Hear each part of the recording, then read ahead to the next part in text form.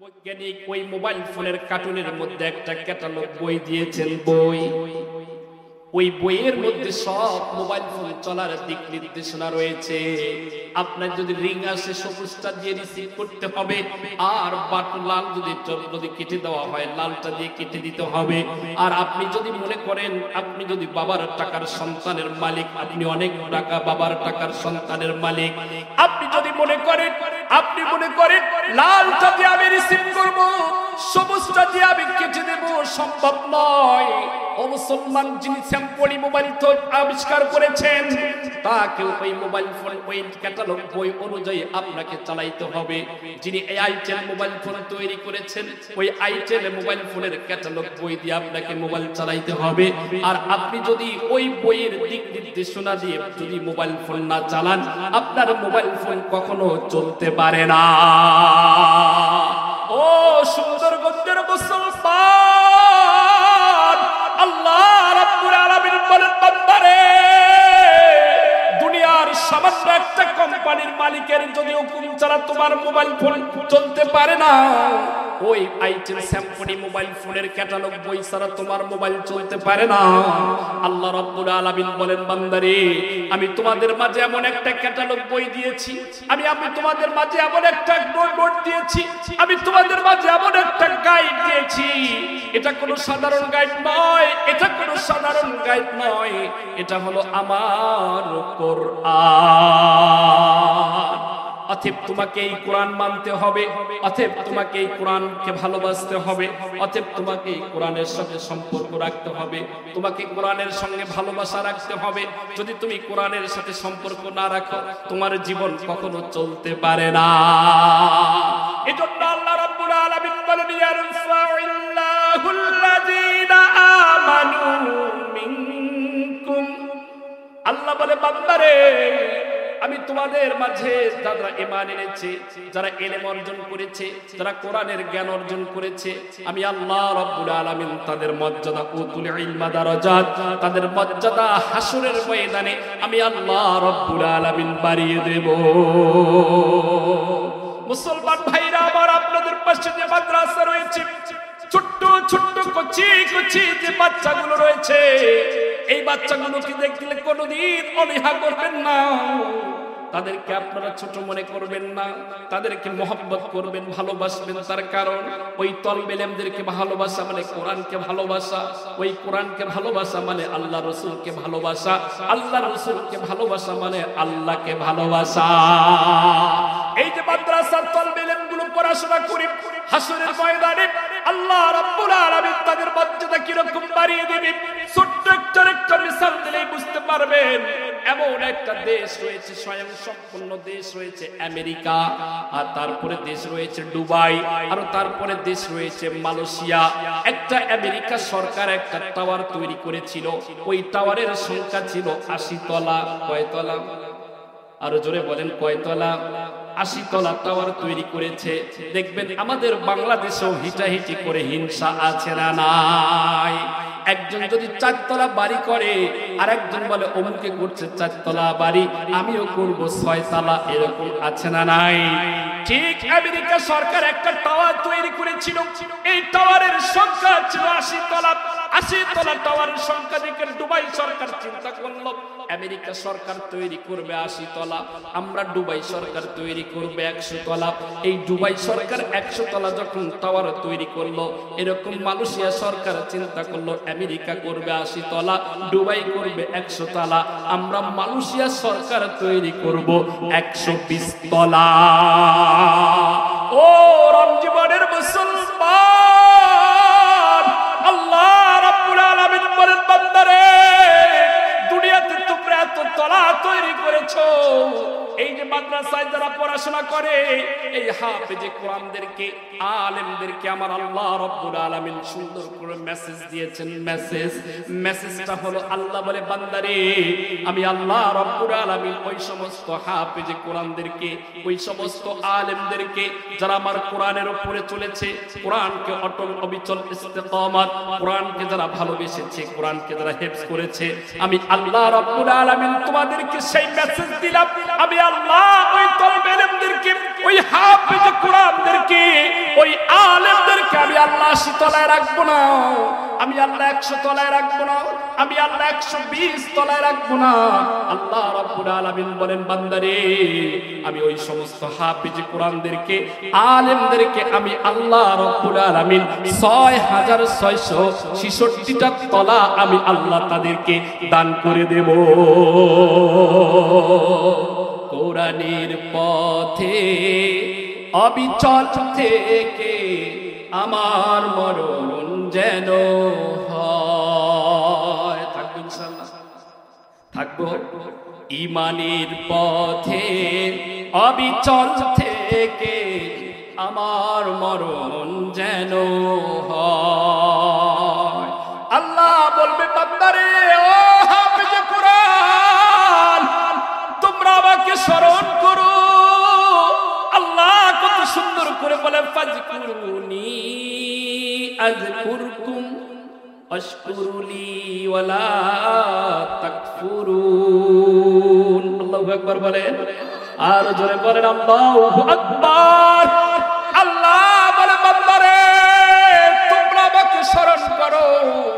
স্মরণ করার একটা মাধ্যম রয়েছে। আল্লাহ বলে, বান্দারে তোমরা আমাকে স্মরণ করার মতো স্মরণ করো, তোমরা আমাকে ডাকো, আমি আল্লাহ তোমাদের ডাকে আমি আল্লাহ সাড়া দেব। কিন্তু অধিকাংশ দেখা যায় আমরা সমাজের মধ্যে 5 ওয়াক্ত নামাজ পড়ি, নামাজ পড়তে পড়তে কপালের মধ্যে আমি করা ফেলাইছি, কিন্তু এখনো আমি সুদের ব্যবসার মধ্যে লিপ্ত রয়েছি। কথা বলেন, কথা বলেন।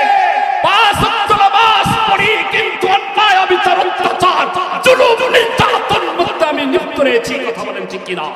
5 ওয়াক্ত নামাজ পড়ি, ওলামায়ে কেরামের বিরুদ্ধে কথা বলি, 5 ওয়াক্ত নামাজ পড়ি, আলেমদের উপরে লঙ্ঘন করে আমি কথা বলি, 5 ওয়াক্ত নামাজ পড়ি, কিন্তু ইসলামের বিপক্ষে কথা বলি, 5 ওয়াক্ত নামাজ পড়ি, রাষ্ট্রীয় সম্পদগুলো লুটপাট করে খাই, 5 ওয়াক্ত নামাজ পড়ি, ইতিমদের সম্পদ লুটপাট করে খাই। কথা বলেন ঠিক কিনা? আছে না নাই? আছে না নাই? মসজিদে করা ফেলাইছে নামাজ পড়তে পড়তে পড়তে, আমার নামাজ তো কবুল হয় না। কেন হয় না? বোন তোমার বাড়িতে আস্তে আস্তে বোনের পায়ের জুতো ক্ষয় শেষ, এখনো বোনের অংশটা তুমি ঠিকভাবে আদায় করো নাই। আছে না নাই? আছে না নাই? হাজী সাহেব হজে গিয়েছে একবার নয় 3 বার, কিন্তু ভাই তার সম্পদ পায়, বোন সম্পদ পায়, এখনো আদায় করে নাই। আমাদের এলাকার হাজী সাহেব গুলো ভালো, আলহামদুলিল্লাহ। বিশেষ করে আমার সফর সিরাজগঞ্জ হয়েছিল, হাজী সাহেবের অভাব নাই, কিন্তু ঠগের নিকাশ, ঠক ঠক। আছে না নাই এরকম? 5 ওয়াক্ত নামাজ পড়ো, ইতিমের সম্পদ লুটপাট করে খাও, 5 ওয়াক্ত নামাজ পড়ো, রাষ্ট্রীয় সম্পদ লুটপাট করে খাও, 5 ওয়াক্ত নামাজ পড়ো, ভাইয়ের অংশ এখনো তুমি ঠিকভাবে আদায় করো নাই, তোমার নামাজ কবুল হবে কেন? আল্লাহ কি বলেছেন? যে তোমরা আমাকে কি করো? স্মরণ করো, আর আমি তোমাদের সেই ডাকে সাড়া দেব। মুসলমান ভাইরা আমার, আমি ওই দিকে যাব না। আমি বলতে চাই, আল্লাহ রাব্বুল আলামিন বলেন, বান্দারে তোমরা যদি আমাকে স্মরণ করার মতো স্মরণ করো, আল্লাহ বলে, ইন্নামাল মুমিনুনা আল্লাযীনা আমানু বিল্লাহি। তুমি যদি পূর্ণ ঈমানদার হতে চাও, তুমি যদি পূর্ণ মুমিন হতে চাও, তুমি যদি সাদিকিন বান্দা হতে চাও, তুমি যদি মুত্তাকিন হতে চাও, তাহলে সর্বপ্রথম আমাকে রব বলে স্বীকার করো যে আমার রব আল্লাহ, এবং তোমরা আমাকে স্মরণ করার মতো স্মরণ করো। তুমি বিপদে পড়েছো, কোন মাখলুকের কাছে তুমি সাহায্য চাইবা না। মাখলুক কোনো কিছু করতে পারে না, একমাত্র সাহায্য করার মালিক কে? বিপদে পড়লে সাহায্য করার মালিক কে? অসুস্থ হলে সুস্থতা করে দেওয়ার মালিক কে? অভাবে পড়লে অভাব প্রমোশন করার মালিক কে? আপনি অসুস্থ হয়ে পড়েছেন, সুস্থতা দেওয়ার মালিক কে? এজন্য আল্লাহ বলে, বান্দারে তুমি আমাকে স্মরণ করো। আল্লাহ রাব্বুল আলামিন বলেন, বান্দা আমাকে স্মরণ করো। আমার প্রিয় নবী জনাবে মুহাম্মদ রাসূলুল্লাহ সাল্লাল্লাহু আলাইহি ওয়াসাল্লাম আল্লাহকে স্মরণ করেছেন, বিপদে পড়েছেন, আল্লাহকে স্মরণ করেছেন। আমি বিপদে পড়লে মাখলুকের কাছে গিয়ে আগে সাহায্য চাই, কিন্তু মালিক বা মাখলুক কোনো কিছু করতে পারে না। পারে কি? তুমি বিপদে পড়েছো, পয়গম্বর বিপদে পড়েছে, দেখে কালো মেঘ আসতেছে, ঝটপট করে সুন্দর করে উজু করে যায় নামাজটা বিছায়া মালিকরে ডাকে, যে আল্লাহ তুমি আমার বিপদকে রক্ষা করে দাও, কালো মেঘ আসতেছে, এই মেঘ থেকে আমাকে তুমি হেফাজত করো, এই বিপদ থেকে হেফাজত করো। ও মুসলমান বলেন তো হেফাজত করার মালিক কে? আল্লাহ। পয়গম্বর বলেন, ও আমার উম্মতেরা, তোমরা বিপদে পড়েছো, তোমরা মালিককে স্মরণ করো, আল্লাহকে স্মরণ করো। আপনাদের একটা আমল শিখিয়ে দিয়ে যাই, এই আমলটা ছোট্ট একটা আমল, আপনারা মেনে চলবেন। এই আমলটা হায়ার ইন্টিমেটিভ একটা আমল, খুবই মজবুত একটি আমল। আমলটা ছোট্ট একটু, কিন্তু কাজ হলো অনেক বেশি। দেখবেন ছোট ছোট মরিচ কিন্তু ঝাল অনেক বেশি। আছে না নাই? আছে না নাই? পয়গম্বর বলেন, তুমি বিপদের মধ্যে পড়েছো, বলো লা হাওলা ওয়ালা কুওয়াতা ইল্লা বিল্লাহ। পড়েন পড়েন, লা হাওলা ওয়ালা কুওয়াতা ইল্লা বিল্লাহ, লা হাওলা ওয়ালা কুওয়াতা ইল্লা বিল্লাহ, লা হাওলা ওয়ালা কুওয়াতা ইল্লা বিল্লাহ। তুমি বিপদে পড়েছো, মালিকরে ডাকো। অসুস্থ হয়েছো, তোমার মালিকরে ডাকো। তুমি বিদেশ যেতে পারছো না, তোমার মালিকরে ডাকো। তোমার সন্তানের বিবাহ হচ্ছে না, তোমার মালিকরে ডাকো। তোমার অভাব, তোমার মালিকরে ডাকো। তোমার অসুস্থতা, তোমার মালিকরে ডাকো। তোমার পেরেশানি, তোমার মালিকরে ডাকো। আর ডাকার মতো ডাকো, মসজিদের কলার গিয়ে যায় নামাজটা বিছায়া তোমার মালিকরে ডাকো। তার কারণ হলো, আমরা তো সারা জীবন পৃথিবীতে থাকবো না। থাকবো কি? আমরা পৃথিবীতে থাকবো না। আল্লাহ রাব্বুল আলামিন বলেন, বান্দারে আমি তোমাদেরকে যে হায়াত দিয়েছি, এত কম হায়াত আমি আল্লাহ কোন উম্মতকে দেই নাই। শুধু আখিরি জামার পয়গম্বরের উম্মতের হায়াত সবচেয়ে কম। অন্য অন্য পয়গম্বরের হায়াত ছিল 100 বছর, কারো হায়াত ছিল 500 বছর, কারো হায়াত ছিল 900 বছর। ওই উম্মতের হায়াত ছিল 400, 500, 750 বছর। কিন্তু আল্লাহ রাব্বুল আলামিন এই উম্মতের হায়াত দিয়েছেন মাত্র 60 থেকে 70, 65 বছর হায়াত। এই হায়াত আমরা নিয়ে আসছি দুনিয়ার মধ্যে। এই হায়াত, অল্প হায়াত নিয়ে দুনিয়াতে এসেছি। ও বান্দা, একটু গভীর মনোযোগ। আল্লাহ রাব্বুল আলামিন বলেন, বান্দারে তোমরা আমাকে স্মরণ করো, আমি তোমাদের সেই ডাকে স্মরণ করব। তোমরা আমাকে ভালোবাসো, আমি তোমাদেরকে ভালোবাসবো। বান্দারে আমি তোমাদেরকে কত সুন্দর করে বানাইলাম, আমি কত সুন্দর করে তোমাকে সুরত দিয়ে বানাইছি। কোন মাখলুককে এত সুন্দর করে আমি আল্লাহ বানাই নাই। কোন মাখলুককে এত সুন্দর করে আমি আল্লাহ বানাই নাই। আমি আল্লাহ তোমাদেরকে এত সুন্দর করে চক্ষুটা সেট করে দিয়েছি, এত সুন্দর করে হাতটা আমি দিয়েছি, এত সুন্দর করে কানটা দিয়েছি, এত সুন্দর করে আমি আল্লাহ পা দিয়েছি তোমাকে চলার জন্য। কিন্তু বান্দারে আমি তোমাকে হায়াত দিয়েছি 24 ঘন্টা, তুমি দুনিয়ার মধ্যে কাজ করো। এই 24 ঘন্টার মধ্যে তুমি আমারে শুধু 2টি ঘন্টা সময় দাও। 2 ঘন্টা তুমি আমারে সময় দাও। এই 2 ঘন্টা সময় তুমি আমারে যখন বান্দা তুমি আমারে দিবা, আর আমার কাছে যা তুমি চাইবা আমি আল্লাহ সব কিছু তোমারে দিয়ে দেব। এই 2 ঘন্টা ফজরের নামাজ 20 মিনিট, জোহরের নামাজ 20 মিনিট, আসরের নামাজ 20 মিনিট, মাগরিবের নামাজ 20 মিনিট, এশার নামাজ 20 মিনিট।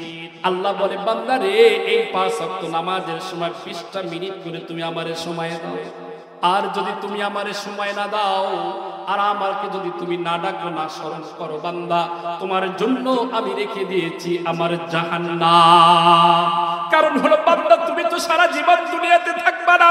কাগজ কাটकर ঘুড়ি बनाकर उड़ाता है आसमान में, ঘুড়ি বেচারা क्या करेगा रोसी मौला के हाथ में।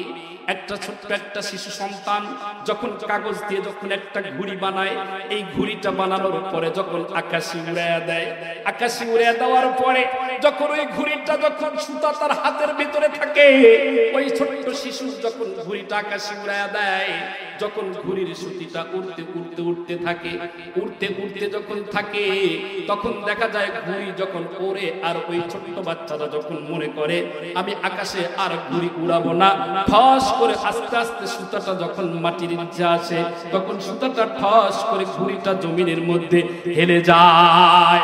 আল্লাহ বলে, বান্দারে আমি তোমার হায়াত দিয়েছি, তোমার হায়াত যখন শেষ হয়ে যাবে, তোমার হায়াত যখন শেষ হয়ে যাবে বান্দা, তোমার কোনো উপায় থাকবে না, তখন আমার কাছে তোমাকে অবশ্যই অবশ্যই আসতে হবে।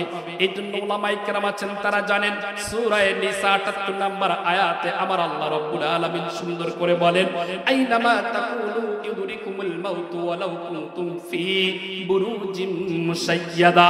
আল্লাহ রাব্বুল আলামিন বলেন, বান্দারে তোমরা যেখানেই থাকো না কেন, যে প্রান্তেই তোমরা থাকো না কেন, যে অবস্থাতেই তোমরা থাকো না কেন, মৃত্যু তোমার কাছে আসবে, আর এই মৃত্যু থেকে রেহাই তুমি পাবা না। কোন নবী পয়গম্বর মৃত্যু থেকে রেহাই পায় নাই। আদম আলাইহিস সালাম থেকে শুরু করে কোন নবী পয়গম্বর মৃত্যু থেকে রেহাই পায় নাই, কোন সাহাবী মৃত্যু থেকে রেহাই পায় নাই। বান্দা তুমিও মনে রাখো, এই মৃত্যু থেকে রেহাই তুমি পাবা না। মৃত্যু তোমার কাছে আসবে, এই মৃত্যুর স্বাদ তোমাকে অবশ্যই অবশ্যই গ্রহণ করতে হবে। আল্লাহ বলে, বান্দারে তুমি যেখানেই থাকো না কেন, যে অবস্থাতেই থাকো না কেন, আমরা 2021 সালে একটা সোশ্যাল মিডিয়ায় একটা বিষয় ভাইরাল হয়েছে, যারা ইমেল, জিমেল, ফেসবুক, ইন্টারনেট যারা দেখেছেন, একটা বিষয় ভাইরাল হয়ে গিয়েছিল।